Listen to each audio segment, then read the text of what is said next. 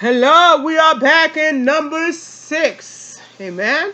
We're talking about the essence of the law. Yes, the essence of the law. And keep this law in the new land. That's what we're talking about. The new laws that they must keep in the new land. Okay? It's going to be a good reading, so get yourself ready and prepare for the verses that we're going to do so you could write it down and prepare for them. Okay, that is so good. If it's your first time here, even if you came before, just share this page so the words could spread out to the four corners of the earth and others could know about the word of God. Also follow us on Facebook and YouTube. If you have not done so, Also, if you can donate to our ministry, please do so. It's through PayPal. The link is completely safe. It's at the bottom of each video. Just in case your video don't have a link to PayPal, you could click to any of the link on our page. You will find one for PayPal. You could donate through it. And another way that we could help our ministry is to that end through your prayers that you have done for us all this time. Thank you. Let's start with Deuteronomy chapter 6. Start with verse 1. Now, this is the commandment, the statute, and the ordinance that the Lord your God charged me to teach you to observe in the land that you are about to cross into and occupy too, so that you and your children and your children's children may fear the Lord your God all the days of your life, and keep all his decrees and his commandments that I am commanding you, so that your days may be long. 3. Hear, therefore, O Israel, and observe them diligently, so that it may go well with you, and so that you may multiply greatly in the land flowing with milk and honey, as the Lord, the God of your ancestors, has promised you. 4. Hear, O Israel, the Lord of your God, the Lord of our Hear, O Israel, the Lord is our God, the Lord alone. 5. You shall love the Lord your God with all your heart and with all your strength, with all your soul and with all your might. Verse 5 again. You shall love the Lord your God with all your heart, with all your soul and with all your might. Keep these words that I am commanding you to today in your heart. 7. Recite them to your children and talk about them when you are at home and when you are away, when you lie down and when you rise. 8. Bind them as a sign on your hands. Fix them as an emblem on your forehead. 9. And write them on the doorposts of your home and on your gate. Okay, verse 10. When the Lord your God has brought you into the land that he swore to your ancestors, to Abraham, to Isaac, and to Jacob, to give you a land with fine, large cities that you did not build, houses filled with all sorts of good that you did not fill, herds, herd system that you did not grew, vineyards and olive trees that you did not plant. And when you have eaten your fill, 12, take care that you do not forget the Lord, you who brought you out of the land of Egypt, out of the house of slavery. 13, the Lord your God you shall fear. Him you shall serve, and by his name alone you shall swear. 14. Do not follow other gods, any of the gods of the people who are all around you. 15. Because the Lord your God, who is present with you, is a jealous God. The anger of the Lord your God would be kindled against you, and he would destroy you from the face of the earth. 16. Do not put the Lord your God to the test, as you tested him in Massah. 17. You, Massa, you, 17, you must diligently keep the commandments of the Lord your God and his decrees and his statute that he has commanded you.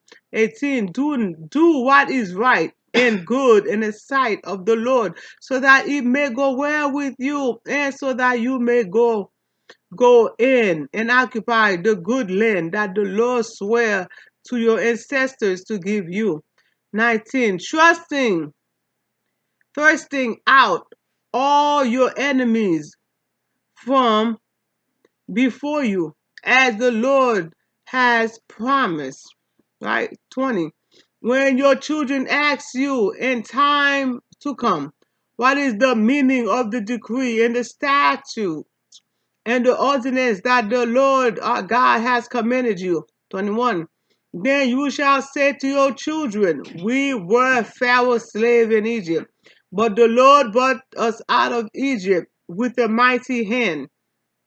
22. The Lord displayed before our eyes great and awesome signs and wonders against Egypt, against Pharaoh and all his household. 23. He brought us out from there in order to bring us in, to give us the land that he promised on oath to our ancestors. 24. Then the Lord commanded us to observe all these statutes. So fear the Lord our God for our lasting good, at, so as to keep us alive. And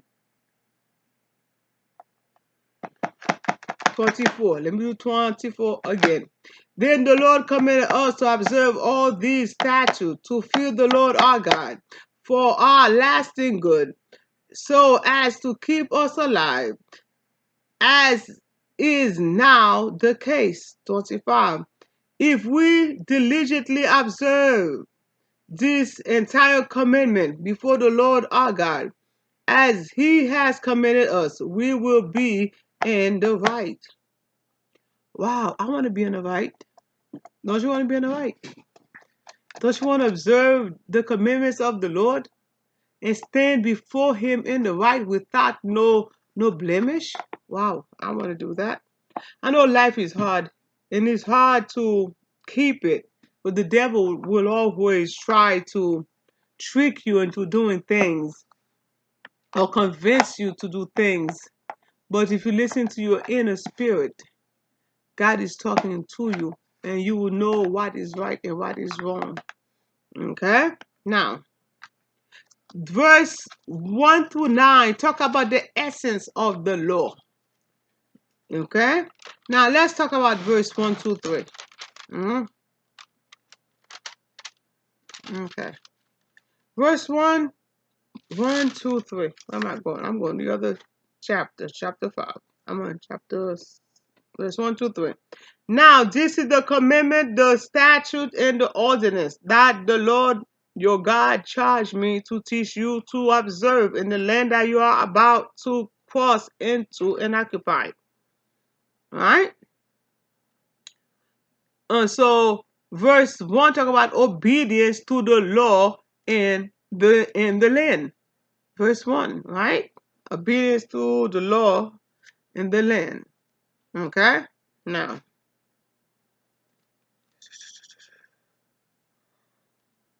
so that you and your children and your children's children may fear the Lord your God all the days of your life, and keep all his decrees and his commandments that I am commanding you, so that your days may be long. Keep what the Lord said. Keep the Sabbath. Keep everything holy. Do not murder. Do not steal. Do not do adultery. Right? Do not bear false witnesses. No, that's very common for people to do, but don't do it.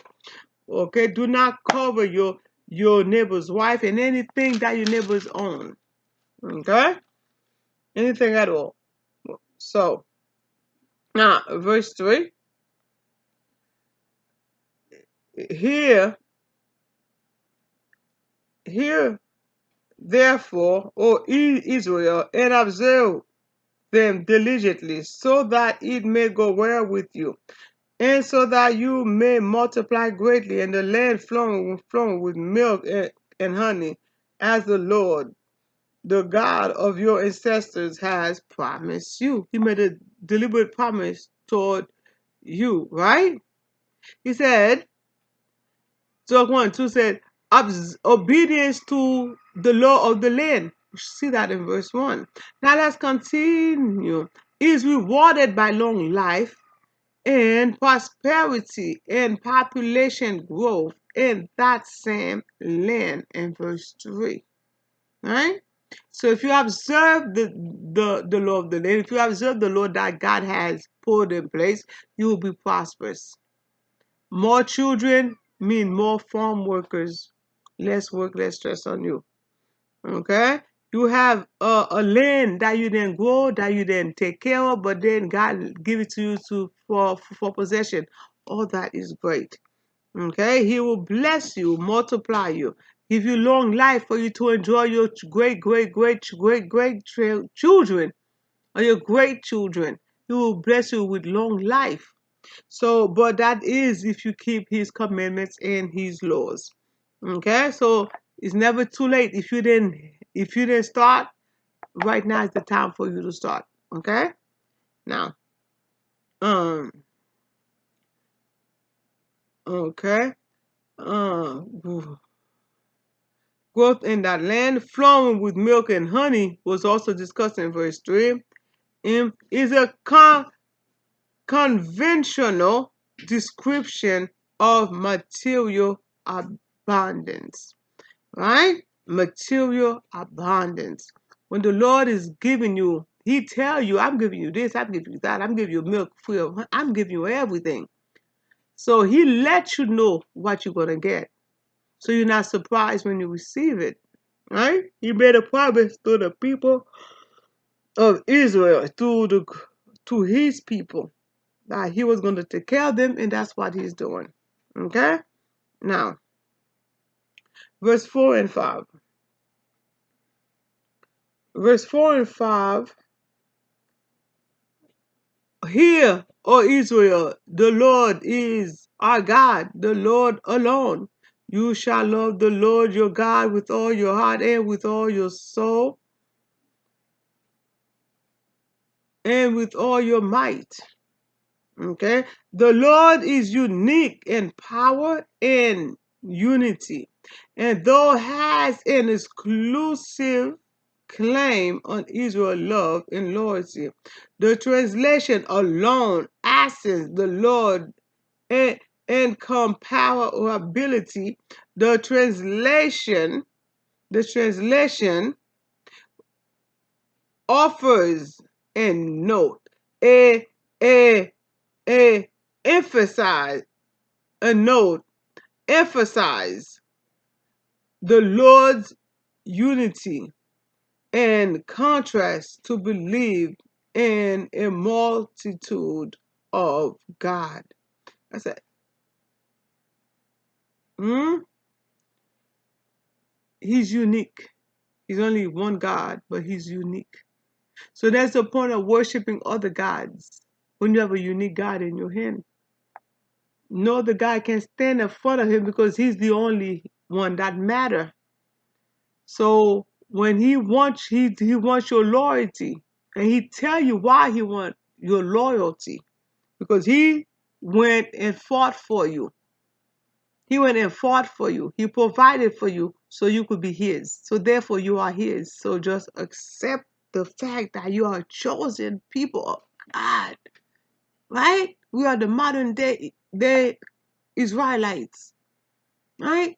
You are a chosen people of God. God has chosen you to be a blessing today. So be a blessing today. Amen. Now, verse 6 and 9. Verse 6 to 9.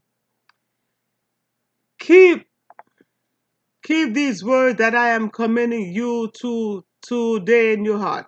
Recite them to your children and talk about them when you are at home and when you are away, when you lie down and when you rise and when you rise.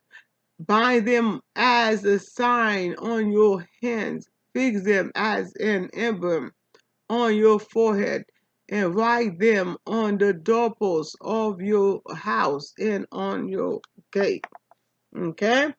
Um, verse 6 to 9, right? Striking metaphor. Call on Israel to enter internalize the law in your heart.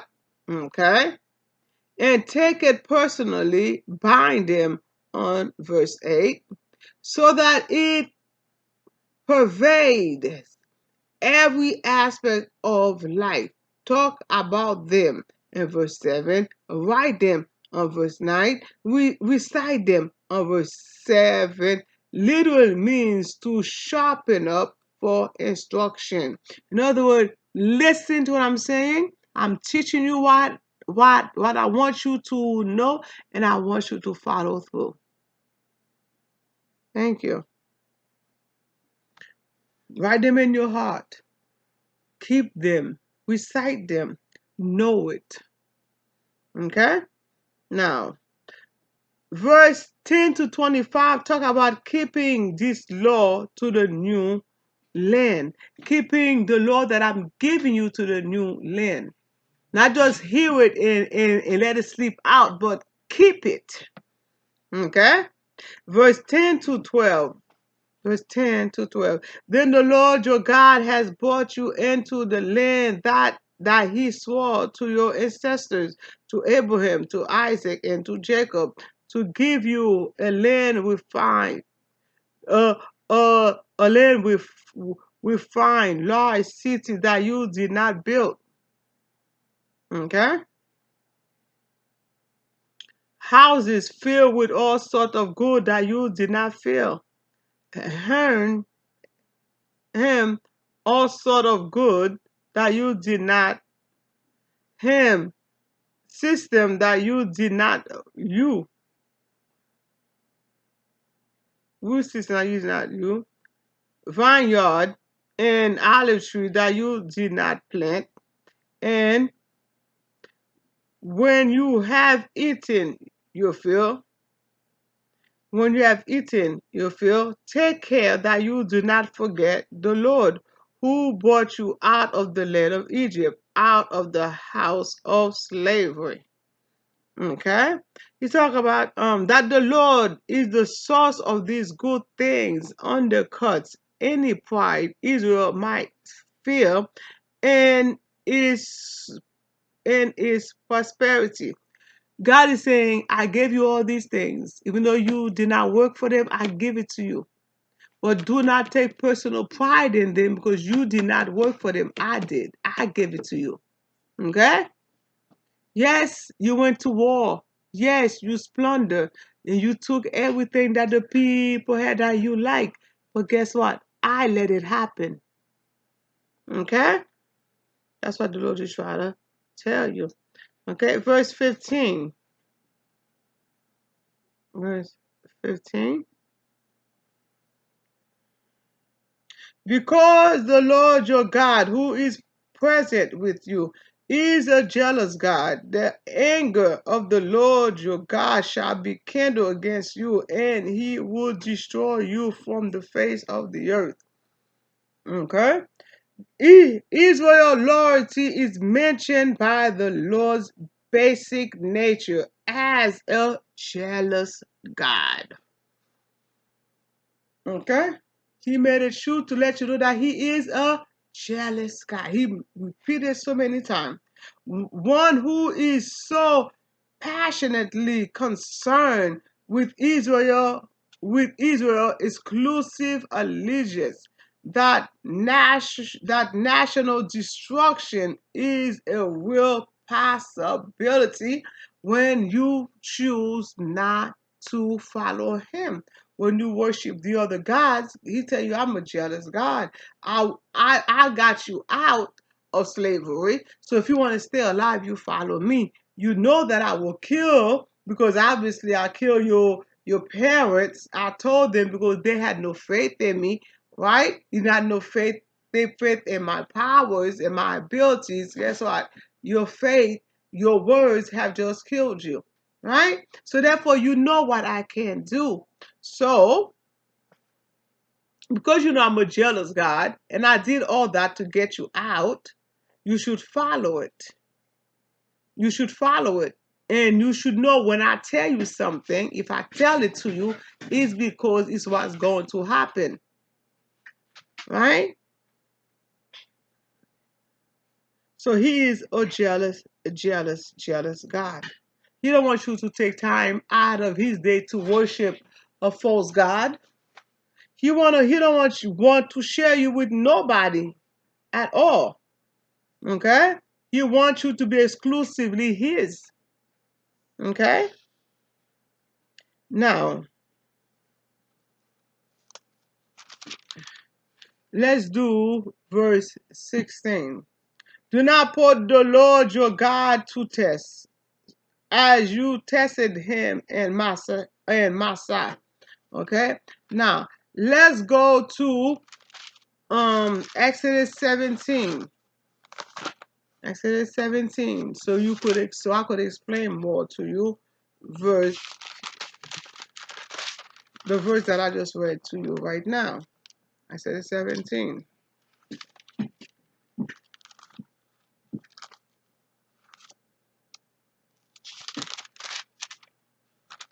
Exodus 17, verse 1 to 7. From the wilderness of sin, the whole congregation of the Israelites journeyed by stage, as the Lord commanded. They camped at Rephidim, but there was no water for the people to drink. 2. The people quarreled with Moses and said, give us water to drink. Moses said to them, why do you quarrel with me? Why do you test the Lord? 3. But the people thirst, thirst.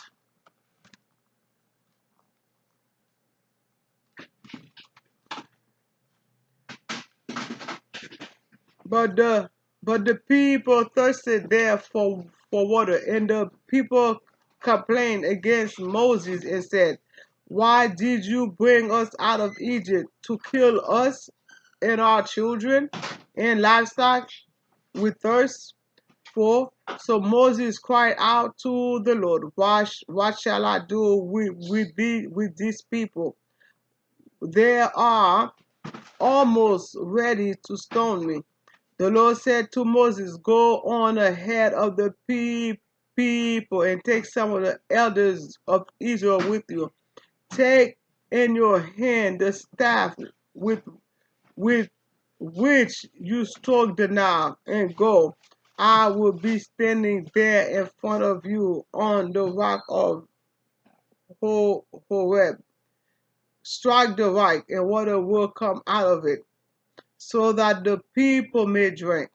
Moses did so in the sight of the elders of Israel. He called the place Massa. That's Massah. He called the place Massa and Meribah, because the Israelites quarreled and tested the Lord, saying, is the Lord among us or not? Oh, evil people, right? They tested the Lord because they don't, it's like they don't have faith in the Lord. They know God will provide, but they still tested God. They don't have enough patience to wait for their blessing. Okay? Now, in in verse 20 to 25, verse 20 to 25, when the people ask you in time to come, what is the meaning of the decree and the statute and the other ordinance that the Lord our God has commanded you? Then you shall say to your children, we were Pharaoh's slave in Egypt, but the Lord brought us out of Egypt with a mighty hand. 22. The Lord displayed before our eyes great and awesome signs and wonders against Egypt, against Pharaoh and all his household. 23. He brought us out from there in order to bring us in, to give us the land that he promised on oath to our ancestors. 24. And then the Lord commanded us to observe all these statutes, to fear the Lord our God for our last for our lasting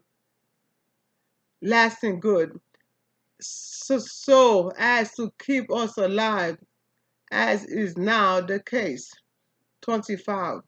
If we diligently observe this and this entire commandment before the Lord our God, as he has commanded us, we will be in the right.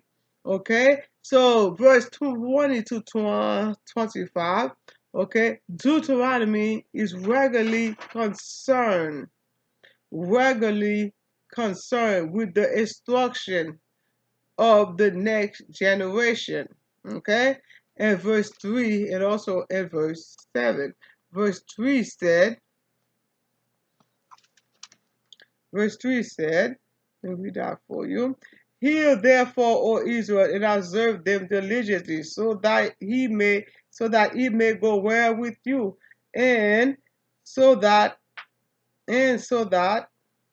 you may multiply greatly in the land flowing with milk and honey, and the as the Lord the God of your ancestors had promised.